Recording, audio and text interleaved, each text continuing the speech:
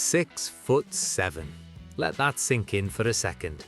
We are not talking about a goalkeeper. We are not talking about a target man striker you throw on in the last 5 minutes to head a ball into the net.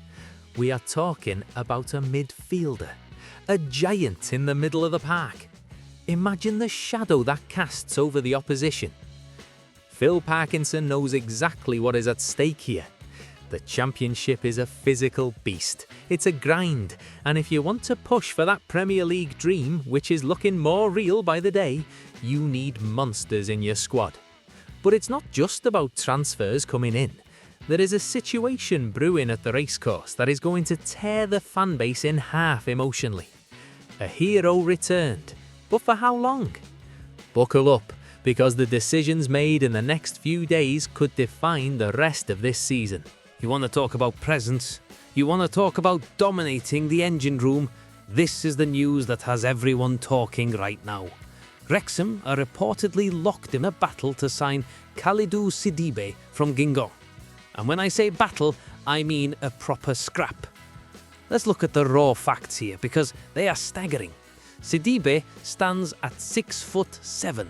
In the metric system, that is just over 2 meters tall. That is an absolute skyscraper of a human being. Can you imagine him standing next to some of the smaller wingers in the Championship? It would look like men against boys, literally. But here is where the story gets really interesting. It's not just Wrexham looking at him. Oxford United are desperate. They are sniffing around the exact same player. But look at the context. This is where the Rob and Ryan effect versus the reality of the league table comes into play. Oxford United are fighting for their lives. They are sitting in 23rd place, deep in the relegation mire. They just lost to Ipswich. They are desperate for anyone who can help them scrap for survival. On the other hand, look at us. Look at Wrexham. We are flying. 4 successive wins over the festive period. We are breathing down the necks of the playoff spots. The momentum is completely different. If you are Kalidou Sidibe, a 26-year-old French midfielder playing in League 2, where do you go? Do you go to a team fighting to stay in the division, or do you join the Red Dragons, a global phenomenon that is genuinely looking at the Premier League as a realistic target in the next year or two? It feels like a no-brainer, doesn't it? But let's dig into the player himself. Why does Phil Parkinson want him? We know the Gaffer loves a physical side. We know he values set pieces, organisation and strength. Sidibe isn't just tall, the stats back him up. In League 2 this season for Guingamp, he has won 113 duels. That is a ridiculous number. That shows tenacity. That shows a player who isn't afraid to put his foot in, or his head, which is probably closer to the floodlights than anyone else's. He has a dribble success rate of nearly 69%. For a man of that size, that is frightening. It means he can carry the ball. He's not just a lighthouse standing still, he's mobile. He has played in Ligue 1 with Toulouse. He has top-tier experience. He knows what it takes to play at a high level. And here's the kicker, the contract situation. His deal with Guingamp expires at the end of the season. This is the crucial detail. Guingamp knows they either sell him now in January and get some cash, or they lose him for absolutely nothing in the summer. That puts the buying clubs in a massive position of power. The price tag won't be astronomical. It's a smart, calculated move. Think about our current midfield. We have Ben Sheaf, we have the experience of Matty James, they are quality. But do we have that physical anomaly? Do we have that player who simply scares the opposition in the tunnel before the game even starts? Sidibe brings a completely different dimension. There is a third wheel in this race though. KS Cracovia from Poland is also interested, but let's be honest, the lure of English football, the Championship and the Wrexham project is on a different level. The question I have for you is this: does size matter that much in the modern game? Some people argue you need low centre of gravity, quick turns, technical wizards. Others say the Championship is a war of attrition and you need soldiers. Sidibe is a general.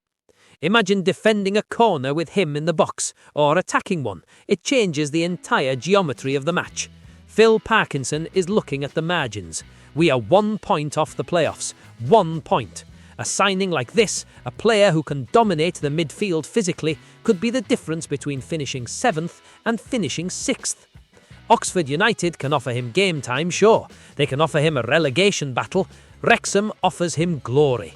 Wrexham offers him a spotlight that no other club in this division can match. If this goes through, it's a statement. It says we aren't just happy to be here, we are bullying our way to the top. The transfer window is open, the checkbook is ready, and the Gaffer has identified a target that is literally head and shoulders above the rest. But transfers aren't the only thing keeping Parkinson awake at night. There's a situation with a club legend that is getting very, very complicated. This one hurts. I'm not going to lie to you. Reading the quotes from Phil Parkinson today, it leaves a knot in your stomach. We are talking about Paul Mullin. Super Paul Mullin, the man who dragged this club out of the National League, the face of the documentary, the hero. But football is a ruthless business. It waits for no one. And right now, Mullin is stuck in a nightmare scenario. Here's the situation. Mullin is back at the Racecourse. His loan spell at Wigan Athletic was cut short. It didn't work out. Let's call a spade a spade. He went there to play League One football, but Ryan Lowe, the Wigan manager, basically froze him out. He hasn't played since December 20th. He was left out of the squad entirely for the last 4 league matches. That is an insult to a player of his calibre. So he returns to Wrexham. You might think, brilliant, get him back in the squad, unleash him against Nottingham Forest in the FA Cup. Stop right there. It's not that simple. In fact, it's a bureaucratic minefield. Parkinson has admitted today that he has a massive decision to make, a decision that could freeze Mullin out of football for 6 months if he gets it wrong. Here's the rule. A player can only play for 2 clubs in a single season. Mullin has already played for Wrexham, very briefly at the start or in pre-season or Cups context depending on registration, and he's played for Wigan. Wait, let me correct that logic. He played for Wrexham before he went on loan, or is the issue that he can't play for a third? The rule is usually you can be registered for 3, play for 2. He played for Wigan. If he plays 1 minute for Wrexham now in January, he's cup-tied to Wrexham for the rest of the season. He cannot go out on loan to another club. He'd be stuck here. And looking at the squad depth we have now, does he get in the starting 11? Be honest, with the level we're playing at in the Championship, with the form of the current strikers, Mullin has slipped down the pecking order. Parkinson said it himself. The difficulty we've got is if we include him in the squad and put him on for even 1 minute, that limits his options of going out on loan later in the month. That quote is heavy. It tells you everything. It tells you that Parkinson doesn't see Mullin as a guaranteed starter right now. He sees him as a player who needs sharpness. We have Nottingham Forest in the FA Cup tomorrow, a Premier League side, the romance of the Cup. Mullin lives for these games. Remember the FA Cup run last time? He was the top scorer. He destroyed defences. The script is written for him to come off the bench and score a winner. But Parkinson can't risk it. If he puts him on, and then 2 weeks later a club from League One or League Two comes in with a loan offer to let Mullin play every week, Wrexham would have to say, sorry, he played 10 minutes against Forest, he can't go. It's a cage. Parkinson said, Mulls has joined in training and looks in good shape. The fact he's only played for 1 club, Wigan in terms of official league minutes in this active window or season, accounting, the option to go out on loan is there again. Wait, the text says the fact he's only played for 1 club, implying he hasn't played a competitive minute for Wrexham this season yet. If that's the case, then playing for Wrexham now counts as his 2nd club. If he plays for Wrexham, he hits the 2 club limit. He can't go to a 3rd. That's the trap. So, the plan is to use the next couple of weeks to get him fit, to get him strong, and then sit down and have a man-to-man talk. Is he in the 25-man squad, or is the right thing for his career to go and play football elsewhere? It's heartbreaking, isn't it, to think that the man who defines the resurgence of this club might have to be shipped out again because there is no room for him on the pitch. But that is the price of ambition. Wrexham has evolved. The team has evolved. The level has gone up. Has Mullin been left behind? That's the question nobody wants to answer, but everyone is thinking it. He scored 5 goals in 26 appearances for Wigan. That's not the goal per game ratio we're used to. Is it form? Is it the system? Or is it confidence? Parkinson is protecting him. By not playing him against Forest, he's keeping Mullin's career options open. It's a move of respect, even if it feels like a snub. But while we worry about our legendary striker, the rumour mill has thrown up a name that is so ridiculous, so out of this world, that you have to laugh until you realise who owns this club. Okay, take a deep breath. I know what you are thinking.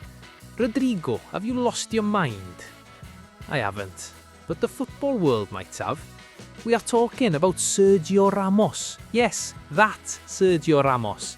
The Real Madrid legend, the World Cup winner, the man with 4 Champions League titles, the man who is widely considered one of the greatest defenders in the history of the sport. He is being linked with Wrexham. Now, before you click off thinking this is clickbait, listen to the source. This isn't some random Twitter account with 3 followers. This is Gaisca Mendieta, the former Barcelona and Middlesbrough star, a man who knows Spanish football inside out. Ramos is currently a free agent. He left Monterrey in Mexico recently. He is 39 years old. He's available. He costs exactly £0 in transfer fees. Mendieta was asked about Ramos's next move, and he dropped the Wrexham bomb. Wrexham are a huge story. They have been followed here in Spain. It's a romantic story and a global phenomenon. I'm sure Wrexham have considered that.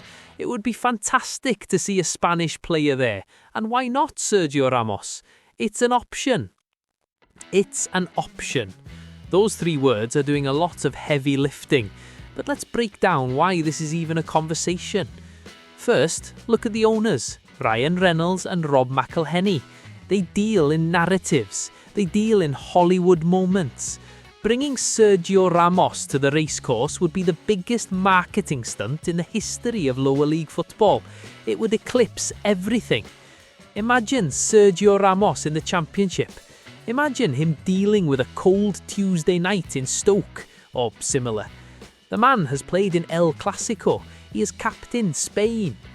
But Mendieta makes a good point about why he went to Mexico in the first place. He wanted a different experience. He wanted to step away from the insane pressure of European elite clubs and enjoy football on a personal level. Wrexham offers that weird mix of high visibility but a completely different vibe. It's a community project. It's passionate.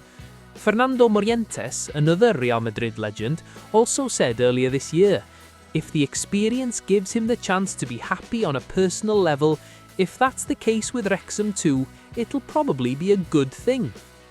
However, we need to apply a dose of cold, hard reality here. Wrexham are reportedly working with a transfer budget of around £3 million or $4 million for this window. Sergio Ramos's wage demands would likely shatter that structure into a million pieces. Even if he took a pay cut, we are talking about a global superstar. Also, there are rumours he wants to buy a stake in Sevilla. He might be looking at ownership, not playing in the second tier of English football. But Mendieta is right about one thing, the romantic story. Wrexham has become a destination. Players know the name. Agents know the name. A few years ago, if you told a Spanish legend to go to Wrexham, they would ask where. Now they know exactly who plays there and who owns it. Is it likely? No. Is it impossible? With this club, I have learnt to never say the word impossible. We have seen Ben Foster come out of retirement. We have seen players drop down leagues to join the project. Sergio Ramos is a different beast entirely. But the fact that serious football people like Mendieta are even discussing it shows how far the Red Dragons have come. But let's focus on the immediate future. We have Forest in the Cup. We have a 6'7" giant in our sights in Kalidou Sidibe. And we have the heartbreaking decision regarding Paul Mullin. The club is moving at 1,000,000 miles an hour. The ambition is frightening. Whether it's signing giants from France or dealing with the legacy of our own heroes, one thing is certain, it is never ever boring at the racecourse. What would you do with Mullin? Would you cup tie him and keep him, or let him go? And would you actually take a 39-year-old Sergio Ramos, or is that just a circus we don't need? The comment section is going to be on fire tonight. I can feel it.